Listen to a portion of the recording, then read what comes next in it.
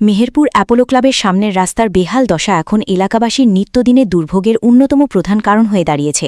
গুরুত্বপূর্ণ এই সড়ক দিয়ে প্রতিদিন শত শত মানুষ, স্কুল কলেজের ছাত্রছাত্রী, ব্যবসায়ী, অফিসগামী কর্মী ও রোগীবাহী অ্যাম্বুলেন্স চলাচল করলেও দীর্ঘদিন ধরে রাস্তার কোনো স্থায়ী সংস্কার হয়নি বলে অভিযোগ উঠেছে।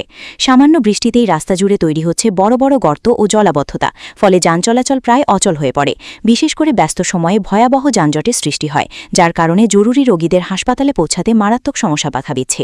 স্থানীয়দের দাবি, এই রাস্তা এখন চলাচলের অনুপযোগী হয়ে পড়েছে এবং প্রতিদিন দুর্ঘটনার আশঙ্কা নিয়েই মানুষকে যাতায়াত করতে হচ্ছে। এলাকার বাসিন্দা আমিরলাল গোয়ালা জানান, প্রশাসনের পক্ষ থেকে কার্যকর কোনো উদ্যোগ না নেওয়ায় তিনি নিজ খরচে রাস্তার কিছু অংশে মাটি ও ইট ফেলে সাময়িক সংস্কারের চেষ্টা করেছেন। তবে একজন সাধারণ মানুষের পক্ষে পুরো রাস্তার সমস্যা সমাধান করা সম্ভব নয় বলেও তিনি ক্ষোভ প্রকাশ করেন। তার কথায়, এটা শুধু রাস্তার সমস্যা নয়, মানুষের জীবন মরণের প্রশ্ন।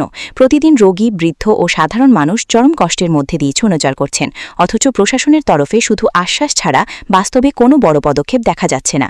এলাকাবাসীর দাবি, দ্রুত পূর্ণাঙ্গভাবে রাস্তা সংস্কার করা হোক, যাতে সাধারণ মানুষ এই দীর্ঘদিনের দুর্ভোগ থেকে মুক্তি পান।